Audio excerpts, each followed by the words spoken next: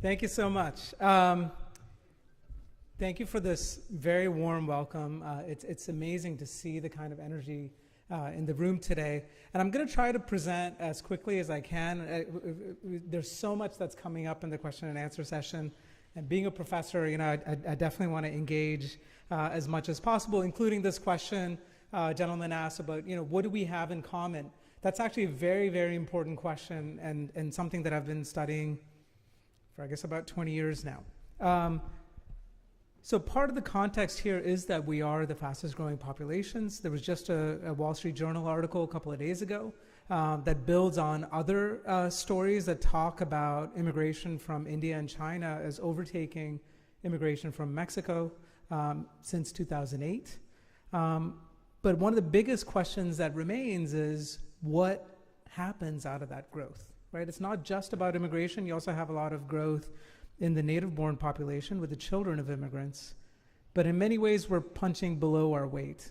Some of the things you've heard from speakers, including Congressman Ted Lieu, is that if people are not registered to vote, elected officials look at you in a very different way. They heavily discount how much attention they need to pay to you because they know that we don't have clout.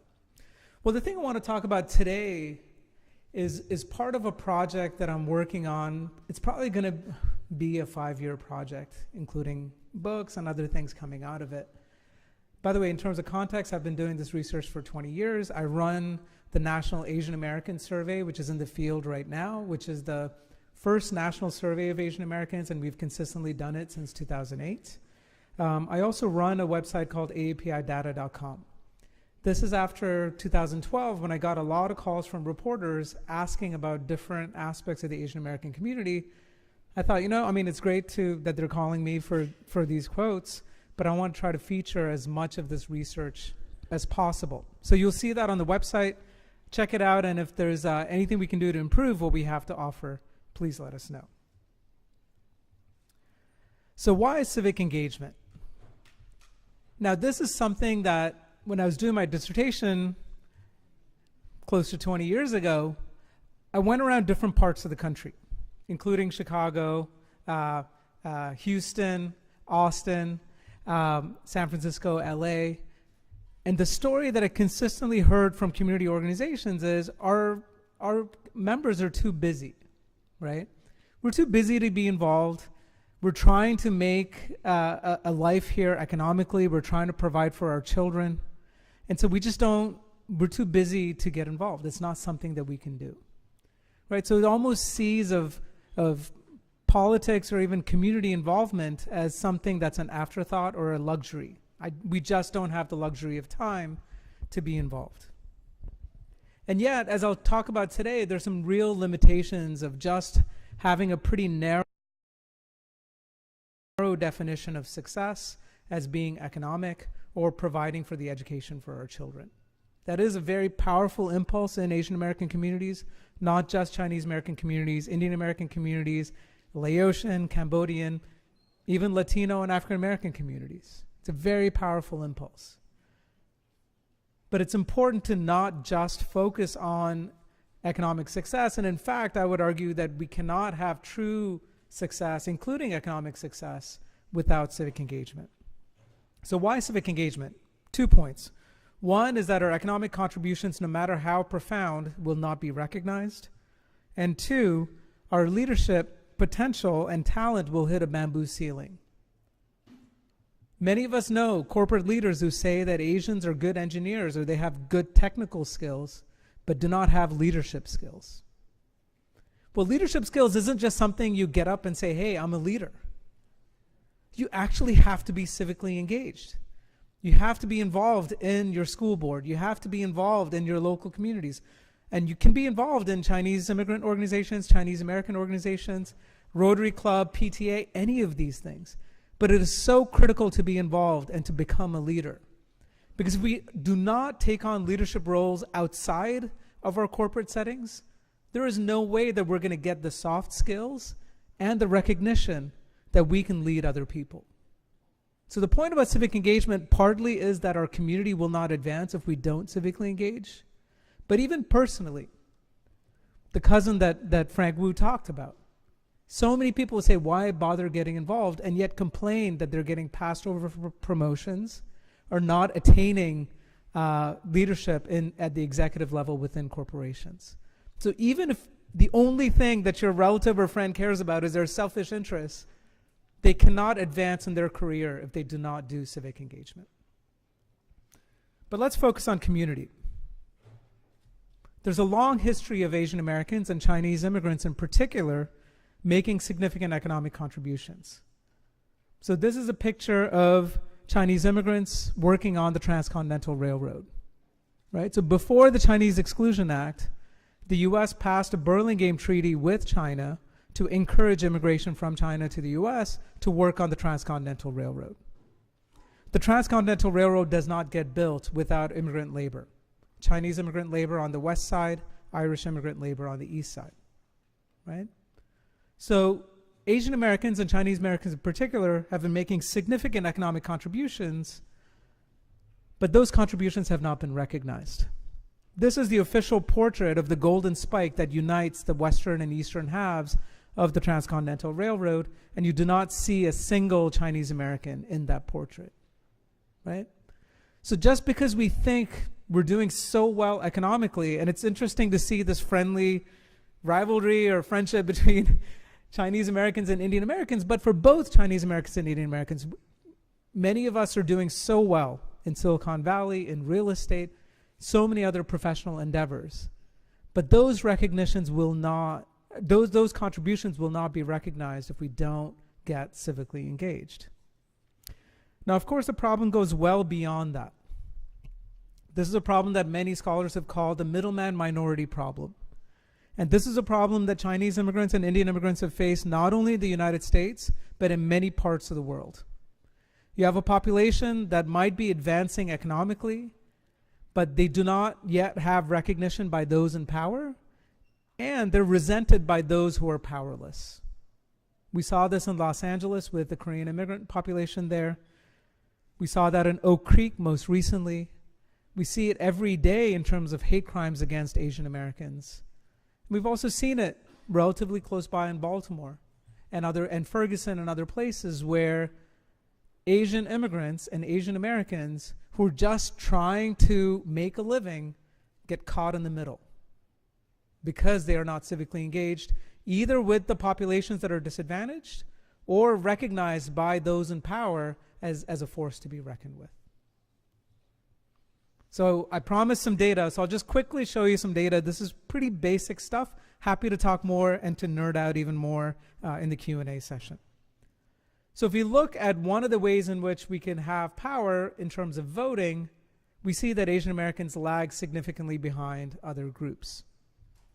Part of it is due to citizenship, right? So even though we're now 5 and starting to approach 6% of the US population, California, we're 15% of the resident population, but many adults are not citizens. Part of that is a significant and growing population of Asian American adults is undocumented, and that's something that we need to recognize and own up to, and which is why comprehensive immigration reform, including legalization, benefits Asian Americans. But we also have hundreds of thousands of Asian Americans who are eligible for citizenship who have not yet taken it on. So that's one major gap that needs to be addressed. Our citizenship rate among adults is the same as the Latino population and much below whites and African Americans. Now, just because people become citizens does not mean that they're registered to vote, right? So a friend that I talked to looks at a graph like this and says, you know, Asians, we always like to be number one, right? But we're definitely not number one when it comes to political participation. So if you look at voter registration, Asian Americans on average have the highest levels of educational attainment. And if you look at the Chinese and immigrant populations, they are among the highest of the Asian category. But we have the lowest rates of voter registration. And that is a significant problem, knowing how political power works in the United States. Now, once people get registered to vote, turnout among registered voters is not that far off from the rest of the population. So what this means, for example, in a year like this, is that we have to get people registered to vote. It's still not too late. Many states, you still can register to vote for the November election. We need to make sure that our friends, neighbors, relatives are registered to vote. And then the turnout work that groups like API Vote, Advancing Justice, many other organizations do is so vital to make sure that the vote turns out. One of the things that we're able to do with the National Asian American Survey is if you look at federal data sets, this is the current population survey, it doesn't have enough data to break down the Asian category to see what's going on. But we know there's so much diversity within the community. And if you look at turnout among registered voters, this is using our 2012 post-election survey with AAJC and API Vote, we see some major differences in voter turnout among registered voters by ethnicity. The Hmong population, which we traditionally think of as one of the most disadvantaged populations in the United States, lowest levels of educational attainment, some of the highest levels of poverty, turn out to vote. And I spoke at a Hmong National Development Conference a couple of years ago, and I was impressed. I mean, this is a very impressive room, right? Their conference was about 3 times as big as this, and they started on time. That was a shocker to me, right? Especially as an Indian American, we have this thing called Indian Standard Time, which is usually at least 15 minutes late. And I was like, wow, the Hmong are so organized. And it was really humbling to me because we who come from groups that are higher achieving economically think we know what it means to succeed in the United States. But if you look at Hmong Americans who have been pioneers and winning in states like Minnesota, with a relatively small share of the population, it is really impressive. And that's something that Chinese Americans and Indian Americans could learn from. In fact, we have to learn from those populations with the humility. Now, there are major gaps that need to be addressed, and we can look at different slices of the population. If you look at the senior population, 65 and over, they tend to be the most likely to vote, especially during midterm elections. But we find that Asian Americans and Pacific Islanders who are seniors are much less likely to vote than the US average. The same is true of college educated, right? We have some of the highest rates of college attainment, yet the lowest rates of participation among those who have a college degree. Looking at the youth population, I see a few people who are much younger than me, right? I'm no longer youth, far from it.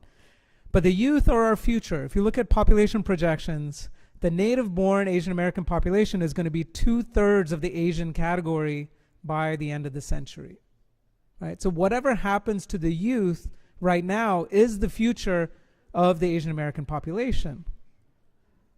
But youth voting is a major problem, right? So remember, these are folks that are largely born in the United States and have the highest levels of college attainment.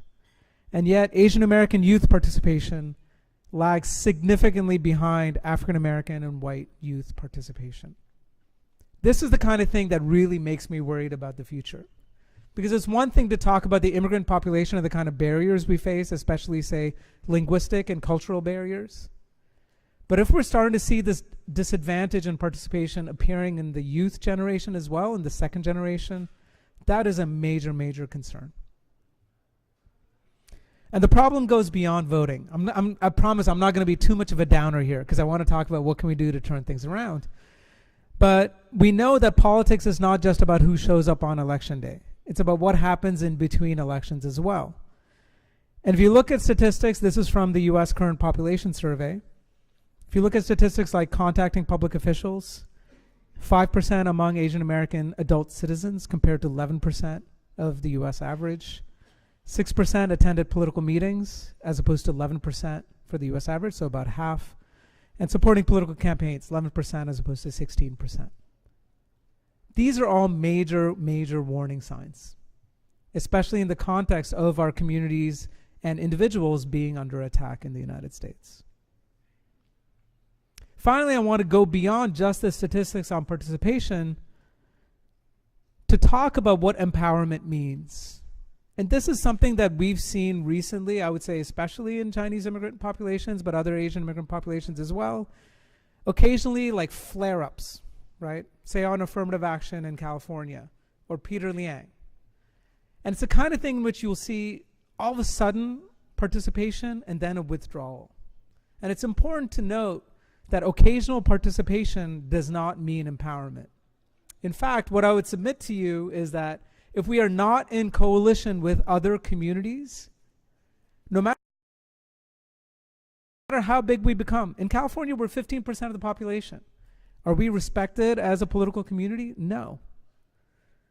US is going to not get to 15% Asian American until the end of the century, right? And we cannot wait until the end of the century for our community to be recognized. And that's why it's so important to start building coalitions with other groups. So how do we redefine success as power? One, clearly we need to increase the number of voters. We also need to build our base and enter into coalition with other groups. We have to get involved in local and state elections. So you see someone like Teresa Ma here who's an inspiration, right?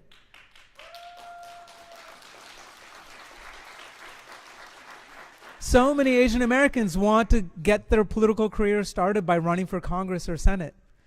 That's not the way it works, right? We have to get involved locally and in things like school boards, right?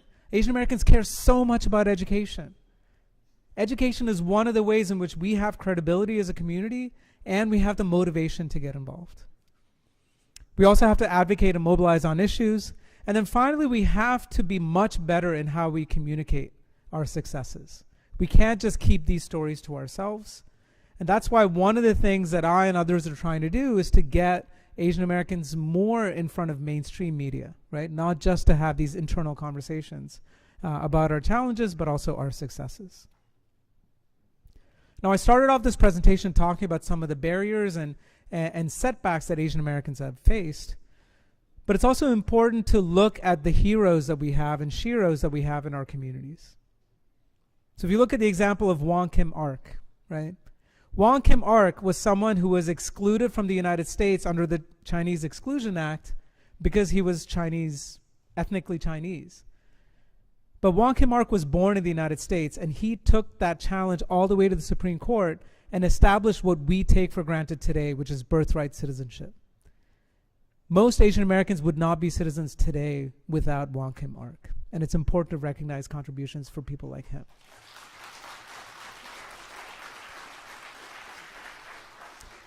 It's also important to recognize others like Dalip Singh Sound, first Asian American elected to Congress from California. He is someone who fought for citizenship for Indians and Filipinos. They were excluded just like Chinese were until the middle part of the 20th century. And he is such an inspiring story, right? So he fights for citizenship, helps get a law passed in Congress when he is not a citizen, allowing Indians and Filipinos the right to citizenship, applies for naturalization right after. Soon after becoming a citizen, he runs as a judge. He becomes disqualified because they say you have to be at least a citizen for 2 years. So he said, okay, fine. He runs as soon as he's qualified. He wins a judgeship. And within 2 terms, he runs for Congress and wins a congressional district that is mostly not Asian, right? Hardly an Asian in that district in Southern California in the 1950s. We have to draw inspiration from people like him too, right? Where getting citizenship is not just something so that we can remain at ease in the United States. We have to do something with that citizenship. We have to be engaged. We have to be involved. One thing someone asked about is, what do we do with all this diversity? Well, one of the things that's an advantage with all this diversity is that we have heroes in every single one of our communities, right? We don't just have to look at the examples that I talked about. And so we can draw inspiration from people like Grace Lee Boggs, right? From Larry Itliong and others. And then finally, I'll just end with this. It is so important for us not to do this work alone. There may be isolated examples where we mobilized as a community just as Asian Americans or just as Chinese Americans and succeeded, but those are so rare. We have to build coalitions, and this is such a powerful image of the March on Selma, where not only were Asian Americans involved in the march, Martin Luther King had gone to Hawaii the year prior and built ties with the Pacific Islander community. So former Senator Akaka's brother, who was a priest, sent these Hawaiian leis to the marchers on Selma to show solidarity. And this is so important for us to recognize, that if we're not in solidarity, one of the congressmen said, we have to be united, right? If we're not united, we fail. And so this is so critically important to remember. Thank you so much. I'm happy to take your questions.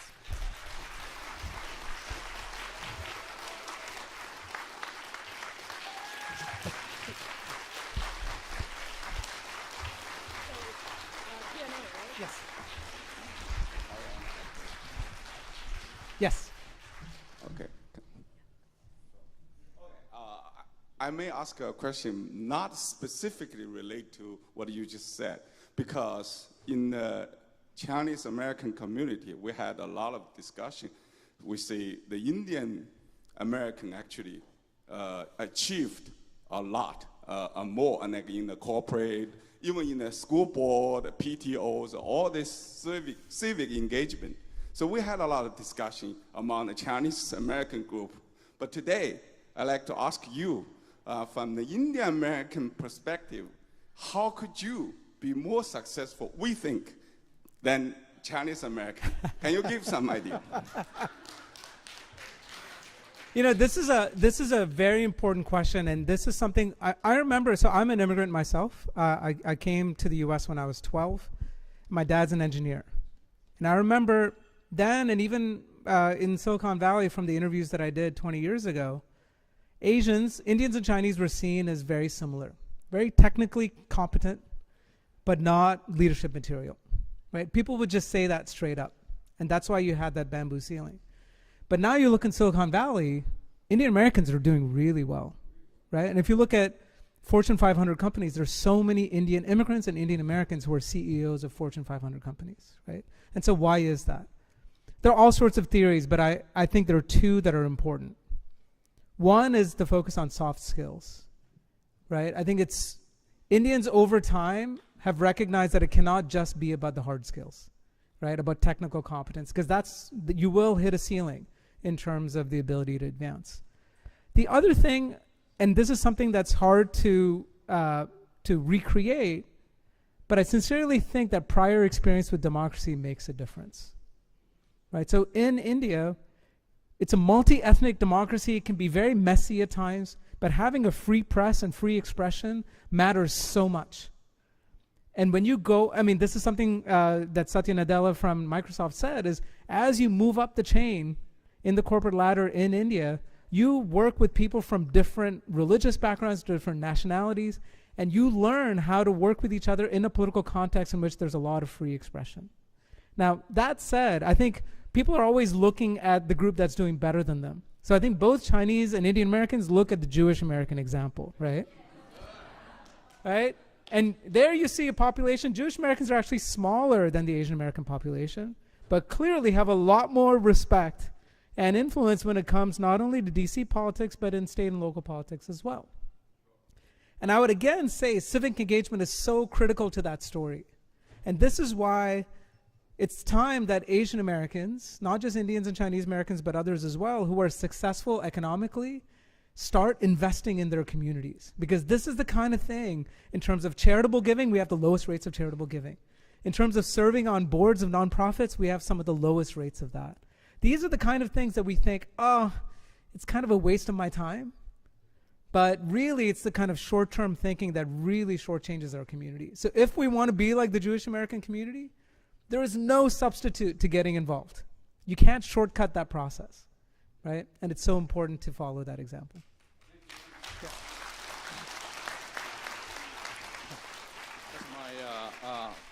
My name is Philip Leon from Shanghai. I'm a city council from New Jersey. Where can we get your PowerPoint? It's a wonderful PowerPoint. I'm happy to share it with UCA and yeah, this is the kind of thing that more and more now I've been trying to keep the data as simple as possible, to try to focus on images and narrative. And also some data is back to a couple of years ago. Are you able to update your data? Yes. So like I said, we're in the field right now. We did, if you go to apidata.com, we did a survey, a spring survey of Asian American registered voters. So you'll see there, for example, favorability ratings on Clinton and Trump. One of the things we found was also things like anti-immigrant rhetoric, how much that matters in our community. There are some areas that I think that are important for us to talk about. For example, whether Asian Americans are okay with banning Syrian refugees from entering the country. there's some support in certain segments of our population, including the Vietnamese American population, which is like, this is a refugee population. Why would you ban other refugees from coming here? But that's something that there's additional data that we have. Wonderful. Really share. Thank you very much. So Yeah, so please go to apidata.com. Most of our presentations and reports are on there. There, and then Teresa. I want to say, I think Chinese Americans and Indian Americans have a lot in common. For example, we are working hard, we are very intelligent, and we are showing that we are brave and daring, right? Right. And we can come together to work something really great. And also have some Indian friends and Indian American friends. I just feel like when I stare into their eyes, I feel the sense of the level of intimacy is just the same as the level of intimacy between me and my Chinese folks. And I really think, also I think from you or from other Indian friends I had with, I feel like you have a unique sense of humor that is really I couldn't top that though. That me. was very good jokes that she said introducing me. Yeah. Yeah, and what I'm trying to say is, I think most important is we unite here today and we educate our next generation to be headed to the right direction. So what do you want to say to our next generation? I have a 1-year-old, and I always teach him both English and Chinese at home. And I think this is his identity. I don't want him to be ABC because that's Chinese. He is American. He is Chinese American. So I will always call my son, you are Chinese American, you are not ABC. And I don't want you to be banana, you are not banana. Okay, so what do you want to say to your next generation, Indian Americans and the Chinese Americans, or something common, say to both of them? Yeah, no, thank you both for the comment and the sentiment and the question. You know, one quick thing I would say when you stare into our eyes, many of us have been told not to look into people's eyes, right? And that's a very American thing to do. And as an immigrant myself, it took a while to get used to that. Because, you know, we're not used to looking at people directly in the eye. And so that's some of the soft skills that are so important. Because then you show that you're an honest person, you're communicating directly with the person. I too worry about the cultural transmission, right? So my kids, I found a Tamil language school. We speak Tamil. India has so many languages. And it's hard, it's challenging. But one of the key things that I think is so important, you know, in many ways, this notion of redefining success will push back against Amy Chua and her notion of what it means to be a successful tiger parent, right? That's a very narrow definition of what it means to succeed in this country. And what I hope, and it's hard as a parent, right? I have a 6-year-old and a 9-year-old. I would much rather they be obedient and listen to everything that I say. But it's important for them to question authority, right? And for me to be able to justify why we're doing the things that we're doing in our house. And so that, I think, is so critical. So often as parents, the temptation is we know what's best for the child, and the child needs to follow whatever we do. And it turns out that it has a powerful influence. I see that among the college students that I teach. The Asian American students that I teach, when you talk about brave, they're far less brave. They're far less likely to be risk takers. They're more likely to kind of follow the path that they think will lead to at least some guarantee of success, or at least avoid failure. It's a kind of risk-averse strategy. And I think we have to encourage more risk-taking. That's what it means to succeed in America. Risk-taking gets rewarded. We'll take one more question. Okay, Teresa. Okay, thank you so much, Karthik, for your tremendous presentation. I really appreciated it. And the previous speaker asked you about data, and this is more a comment and a point of emphasis for the audience than a question. So you're doing this survey, which you say is in the field, and I wanted the audience to really understand what that means and how you can really take you know, the points of Karthik's presentation and really put it into practice, because civic engagement means that when you get the phone call for the survey that is in the field, or a phone call for you to take a poll, that you actually use your voice and engage and give your opinion. You know, and it might be a little difficult sometimes. You feel like, okay, if you have an accent, or, you know, your English is not as good as you'd like it to be, that your opinion doesn't matter, but I think that it is really important for everyone to answer those calls and to give your opinion so that you have a voice, and that this data, which helps us advance, can be as up to date as possible and can have the broadest, most accurate representation. Thank you, Teresa. One thing I'll say, in the surveys that we do, and this is so important, we have bilingual interviewers and we have language support in 7 Asian languages when we go out. And that's so important to do, because even if people are able to speak in English, they might not be able to go through all of these complicated questions, or they just don't feel comfortable. And so I think we also need to hold our news media accountable to do multilingual surveys. Other than us, occasionally Pew has done surveys, but usually we're in the other category. There's no data that's reported out for Asians. So not only do we need to answer the surveys, you should all ask your local newspaper, why are you not doing stories on the Asian American population? Because you don't need to do surveys for that. All they have to do is call people up and find out what's going on. They cover so many other community events. Why won't they cover events that involve the Asian American community? So it's a kind of empowerment that can happen at all stages. And I really look forward to the journey with all of you to try to have a more empowered Asian American community. Thank you.